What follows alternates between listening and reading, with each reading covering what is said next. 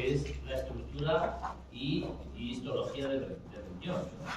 Entonces, las enfermedades glomerulares se pueden manifestar por signos y síntomas, que es lo que constituye siempre un síndrome. Un síndrome es un conjunto de síntomas que son cuatro afectaciones que explican al final una etiología diferente o diferentes etiologías, pero que en conjunto dan lugar a ese conjunto de signos que constituyen un síndrome. Entonces tenemos el síndrome nefrítico, el síndrome nefrótico, que afectan a los, que se manifiestan cuando están afectados los glomérulos. Las enfermedades túbulo-intersticiales cuando están afectados los túbulos y el intestino. Las enfermedades vasculares cuando están afectados los vasos. La lesión renal aguda o fallo renal agudo o lesión isquémica aguda es cuando están afectados el túbulo renal y se produce insuficiencia renal.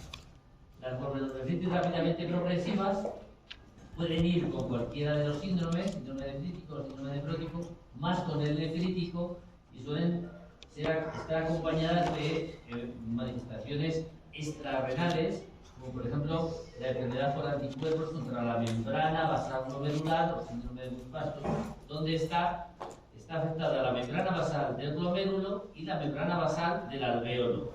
Entonces ahí hemorragia pulmonar igual que inflamación renal.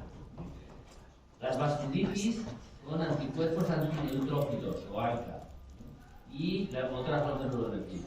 Finalmente la enfermedad renal crónica.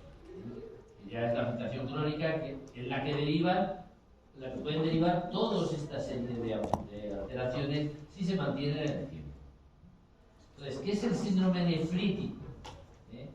Es muy característico de aquellas glomerulonefritis, es decir, enfermedades inflamatorias, pues si son enfermedades inflamatorias son enfermedades inmunes, inmunológicas, que hay reacción antígeno-anticuerpo y que desencadenan una inflamación en el lugar, en el riñón, en este caso en el glomérulo. Pues bien, el síndrome nefrítico va con inflamación aguda, con un característico de nefritis aguda. Entonces se caracteriza por una serie de síntomas que son oliguria, hipertensión, edemas porque hay oliguria y se retiene líquido, insuficiencia renal, proteinuria de bajo grado, es decir, menos de 3 gramos, ¿vale? Menos de 3 gramos al día. O si en la tira reactiva nunca hay 3 cruces, hay una cruz. Y sedimento nefrítico, ¿qué quiere decir? Que tiene microhematuria o incluso a veces macrohematuria. Tiene muchos hematíes que son dismórficos y cilindros que a veces son hemáticos o cilindros granulosos o cilindros muy activos, generalmente hemáticos. Por el contrario, el nefrótico va a ser característico de las glomerulonefritis o glomerulopatías que ya son más crónicas y que tienen menos depósito, tienen menos características inflamatorias.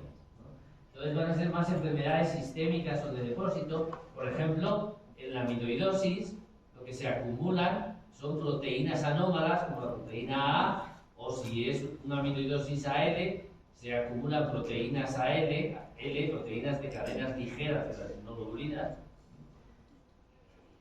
Y en la diabetes mellitus, lo que es una enfermedad no proliferativa, sino que se van acumulando matriz mesangial que obedece a alteraciones de las proteínas que se glicosidan.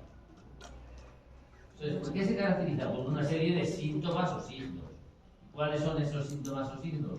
Pues mirad, la presencia de proteinuria de más de 3,5 gramos día o 3 cruces en la tira reactiva, la presencia de edemas más importantes que en el síndrome nefrítico, más importantes, que suelen ser blandos, porque hay hipoalbuminemia. Aquí no suele haber hipoalbuminemia. Si existe hipoalbuminemia es porque existe mucha retención de líquidos, porque hay oliguria.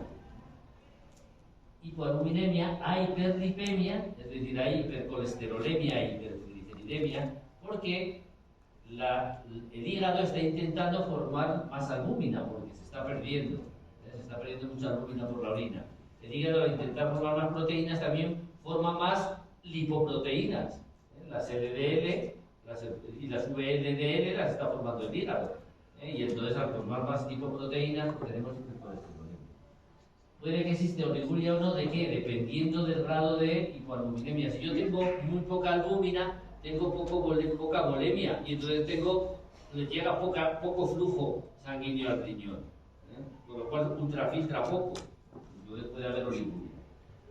Y eso significa insuficiencia renal funcional porque le llega poco flujo, es decir, está reteniendo sodio. Y el sedimento puede haber microhematuria, pero es anodino, no es tan... no hay leucocitos, ni hematíes, ni cilindros, es decir, no es tan inflamatorio como el síndrome nefrítico. Puede haber cilindros granulosos, que son aquellos cilindros que están constituidos por una proteína de transforsal, o la propia proteína que estamos eliminando, en la que se asocian ahí células tubulares que van degenerando y forman cilindros en forma de gránulos. Las enfermedades tubulointestinales se caracterizan porque van con poliuria, porque se ha roto la capacidad de concentración urinaria. Generalmente tienen la diuresis conservada cuando hay afectación intersticial. Y no hay proteinuria, ¿por qué? Porque no está afectado el glomérulo, entonces no está dejando pasar. La membrana basal glomerular está bien. Puede haber insuficiencia renal y en el sedimento casi siempre encontraremos en las tubulointestinales la presencia de leucocitos y de eosinófilos. Si encontramos eosinófilos, aunque no es patognomónico en sí mismo, pero es muy característico. Y si los cilindros son de leucocitos, pues más a favor de que sea una afectación tubulointestinal que no una afectación glomerular. Y si hay es infecciosa, pues encontramos gérmenes. Las rápidamente progresivas puede ser el camino final de muchas glomerulonefritis o de vasculitis sistémicas.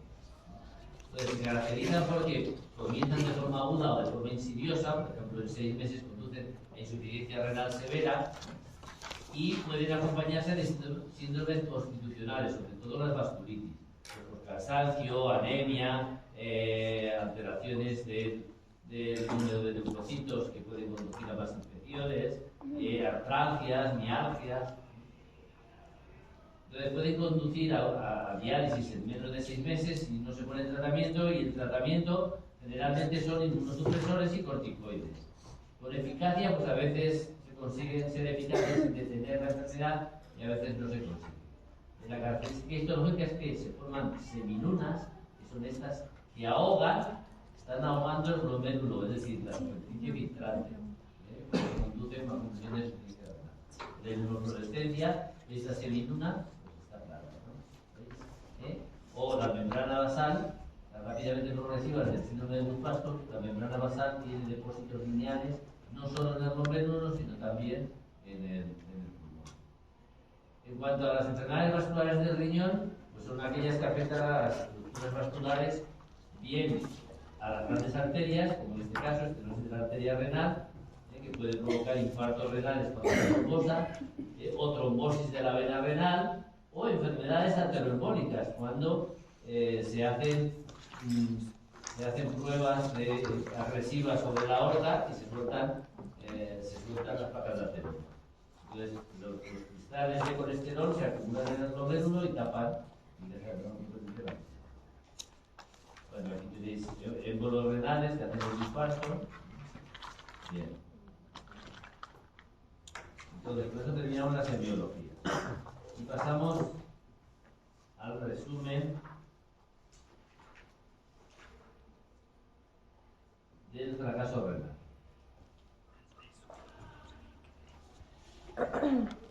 Vale. Entonces, en principio, el fracaso renal agudo o lesión renal aguda, que es como se establece más, está describiendo un síndrome en el que la alteración de la función del riñón o de la estructura del riñón, que se manifiesta en poco tiempo, en menos de 48 horas, y se asocia a un incremento absoluto de la creatinina en más de 0,3 o a un incremento porcentual de la creatinina sérica basal en más del 50%. Si yo tengo 1 habitualmente y de pronto se me pone en 1,5, sería el 50%. Entonces tendré un fracaso renal agudo. En principio leve, pero si sigue subiendo, tendré un fracaso renal agudo establecido. O oliguria, con una emisión de orina de 0,5 miligramos kilo hora durante más de 6 horas. Es una persona pesa 60 kilos, 6 por 5, 30. Está orinando menos de 30 mililitros a la hora. Menos de 30 mililitros a la hora. Imaginaros si eso lo multiplicamos por 20, 2 por 3, 6. Menos de 600 al día. Bien, entonces, la causa fundamental del aumento del... Bueno, puede haber... Bueno, el screening, quien nos dice eso, pues es la elevación de la creatinina, pero puede haber elevaciones, y de la urea, puede haber elevaciones falsas de la urea en que no tiene por qué tener el riñón estar afectado. Por ejemplo, si un individuo toma mucha proteína o aminoácidos, o tiene una hemorragia digestiva y se absorbe la urea de la sangre, o estados catabólicos, está tomando corticoides o tetraciclinas, puede incrementar la urea y no está indicando que tenga insuficiencia renal. O también puede estar aumentando la creatinina pues porque haya tenido, por ejemplo, se haya metido una paliza corriendo y haya liberación muscular del fosfato de creatina, que se convierte en creatina. O por fármacos como el cimetropino o el fenofilato, que los tengo aquí en unas. O porque sea un error de laboratorio, que sea una reacción con la mesa. Entonces, puede ser fracaso renal agudo prerrenal, que es el más abundante, cuando ese riñón todavía es rescatable y normaliza la función renal si yo le pongo remedio a la causa. O ya intrínseco, cuando ya hay daños estructurales, bien en los vasos, bien en los grandes, en los pequeños, en el glomérulo, o bien en los túbulos, o en el intersticio, o en todos ellos. Y entonces, si hay daño estructural y no me va a quedar más remedio, probablemente que hacerle diálisis al paciente. O por renal, cuando tengo una uropatía obstructiva, es decir, tengo una obstrucción al flujo de la vía urinaria, o bien en el uréter, o bien en la pelvis ureteral, o bien en el túbulo colector, o bien cualquiera de los túbulos de la nefrona, más alto nivel. El más frecuente es el prerrenal. Es el prerrenal, como veis. ¿Por qué? Por deshidratación o porque llega poco flujo a los riñones. Se vuelven isquémicos y si eso se mantiene durante mucho tiempo puede dar lugar ya a la lesión renal establecida. Lesión renal. O puede ya ser directamente lesión renal intrínseca, ¿por qué? Por toxinas, como por ejemplo la toxina de las setas.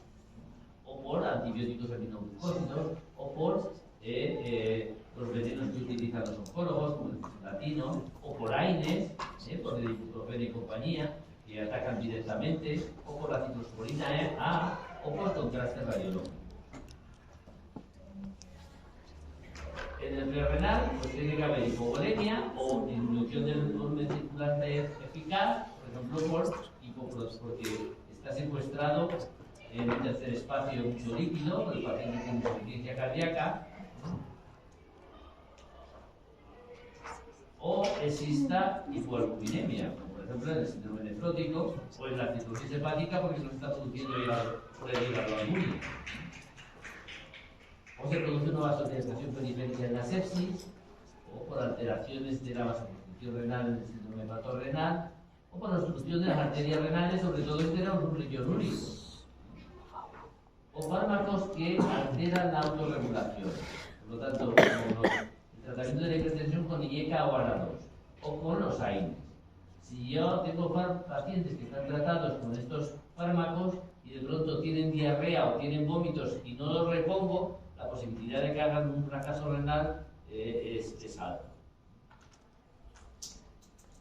Bueno, la nefrosis tubular aguda e intrínseca pues son todas las glomerulonefritis, las vasculitis, las causas tubulares, las intersticiales, o la nefrosis tubular cortical, que estas son muy raras, pero se pueden ver en las causas obstétricas, cuando el aborto es séptico, o hay rechazo del trasplante, o cuando hay shock, o coagulación subvascular diséptica. Entonces, la diferencia que hay, bueno, la obstrucción, puede haber obstrucción por tumor, por cáncer, por coágulos, por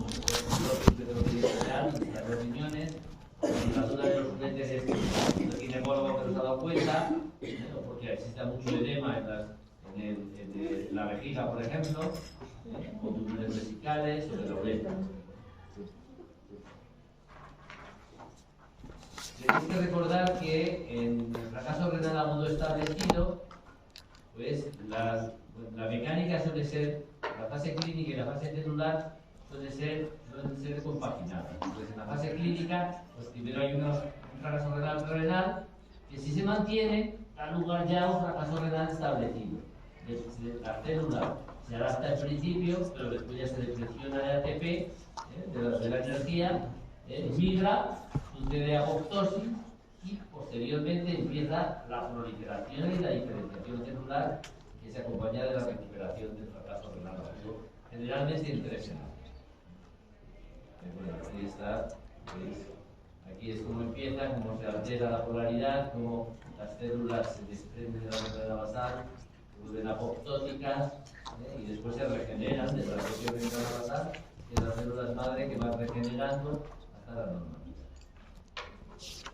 Como el riñón es el que regula todo, todas las células, pues puede haber síntomas de todos los aparatos y sistemas. Puede haber síntomas neurológicos, cardiológicos, digestivos, hemáticos, como anemia o hemorragia, infecciosas, alteraciones infecciosas, o otras alteraciones como la vitamina D, resistencia, causas de toxinas, que evidentemente se manifiestan y que nos orientan a esos procesos. Y es importante que sepáis cuál es la diferencia entre prerrenal y ya menormente establecida. Porque si nosotros pillamos la insuficiencia renal en la zona prerrenal poniéndole agua y sal, vamos a salvar ese riñón. Sin embargo, si ya la necrosis renal está establecida, pues por mucha agua y sal que pongamos, no vamos a poderlo mejorar. Tendremos que esperar a que todo esto, todas estas alteraciones celulares vuelvan otra vez a su sitio. Entonces, tenemos que mantenerlo y generalmente cuando hay necrosis estructural aguda ya tenemos que hacer diálisis. A no ser que el paciente se recupere diuresis y lo podamos ir manteniendo durante ese tiempo. Entonces, ¿cuáles son las diferencias? Pues en la situación prerrenal, el riñón está ávido de agua y de sal, porque lo que quiere es reabsorber todo para buscar la homeostasis. Por lo tanto, la osmolaridad se sigue manteniendo. Dice, bueno, cuanto más osmolar sea, es decir, cuanto más concentrada esté la orina, me está indicando de que está funcionando el mecanismo de contracorriente totalmente para que se pueda absorber todo el agua y que no se elimine, ¿no? Y mantenga la volemia. El cociente de la urea y la creatinina en el plasma, la creatinina en la urea, perdón, en la orina y la creatinina en el plasma, si lo dividimos, pues es más de 40. ¿Qué quiere decir? Que tengo mucha creatinina en la orina, que mi riñón todavía es capaz de eliminar mucha creatinina. Con lo cual, aunque yo tenga una creatinina alta, por ejemplo, que tenga 2, pero si tengo 200, pues 200 entre 2, 100. Entonces, el riñón es capaz todavía de eliminar creatinina. Y la fracción el sodio en orina estará bajo porque estará intentando resolver todo, y la fracción excretora de sodio, que es el aclaramiento de sodio en relación al aclaramiento de creatinina. Como es aclaramiento de sodio, el volumen se va. Respecto al aclaramiento de la creatinina pasa para arriba multiplicando y el sodio en el plasma queda dividiendo. Bueno, la creatinina en la orina queda dividiendo, ¿vale? Con lo cual, es sodio en orina por creatinina en plasma partido por sodio en plasma por creatinina en orina. Evidentemente, si el numerador tiende a 0 porque está reabsorbiendo mucho, pues tendremos una fracción excretora de sodio de menos de 1, ¿vale?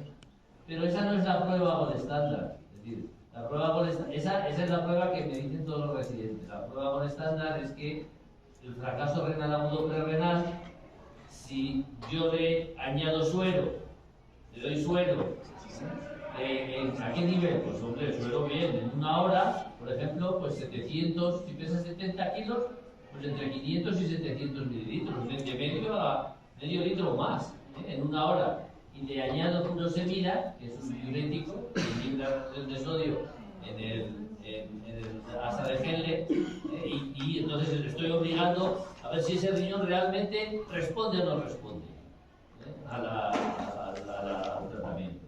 y responde, se emite orina abundante en las siguientes 4 horas y disminuye la creatinina que falta aquí. No aumenta la creatinina, porque si aumenta, pues entonces no lo tenemos. ¿Vale? Aumenta y no aumenta la creatinina, se mantiene o disminuye, entonces es más diagnóstico que la fracción efectora de sodio. Porque si yo veo a un paciente que tiene diurético, pues le estoy obligando a eliminar sodio. Si viene con antecedentes de tomar diuréticos por hipertensión, le estoy obligando a eliminar sodio por el diurético. O, sí. Y la fluoxamida y el suero van juntos, ¿no? Claro, tú tienes que ver si responde a eso. ¿Vale? Si, por ejemplo, si no le pongo furosemida y solamente con esto empieza a mear, pues se me da igual. ¿Entendéis? Es un fracaso de la enfermedad. ¿Vale? Si yo le pongo suero, mucho suero, empieza a orinar, aunque no le haya puesto furosemida, empieza a orinar y la creatinina no sube y disminuye, pues es que estaba seco. ¿Vale? Paciente, ¿entendéis? Pero si yo lo que le doy furosemida para forzar esa situación, para que me y baje la creatinina. ¿Entendido? ¿No habéis entendido eso, verdad? ¿Parece? ¿Alguna otra cara de circunstancias? ¿Lo habéis entendido o no? Sí, ¿no? Sí. Vale. Otra cosa, por ejemplo, si un paciente tiene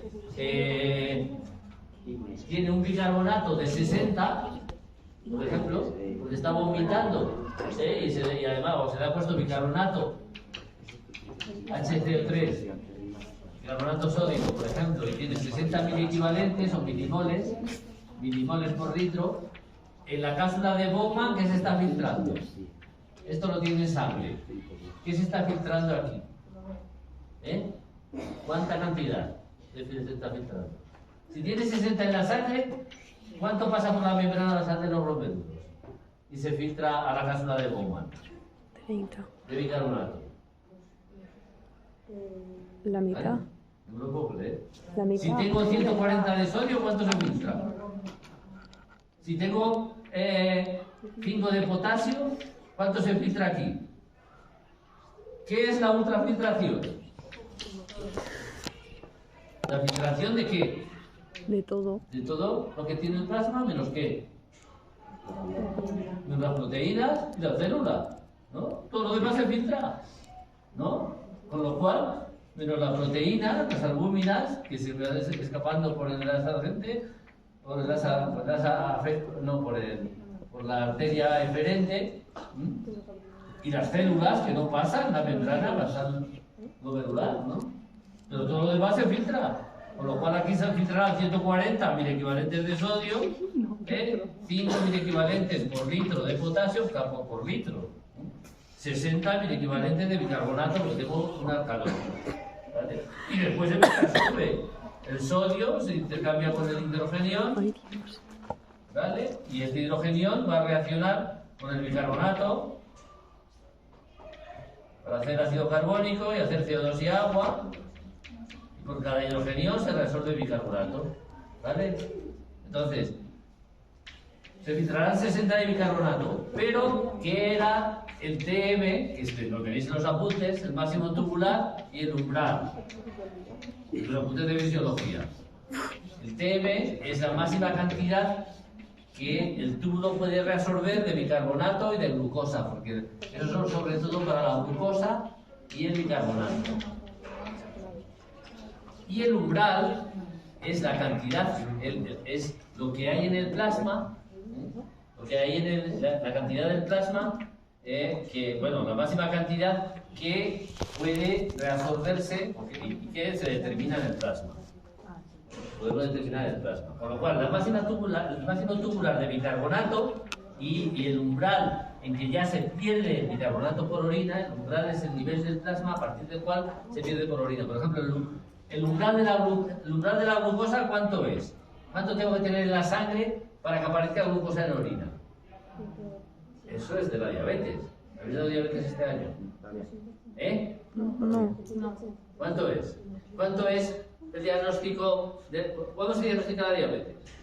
En 200, Alba, claro. El umbral de la diabetes es 200. A partir de 200 miligramos ya perdemos por orina. Y la orina es dulce. ¿Vale? Y ese ya es que ya tengo 250, pues evidentemente soy diabético. No estoy perdiendo por orina, ¿vale? A cualquier nivel que me haga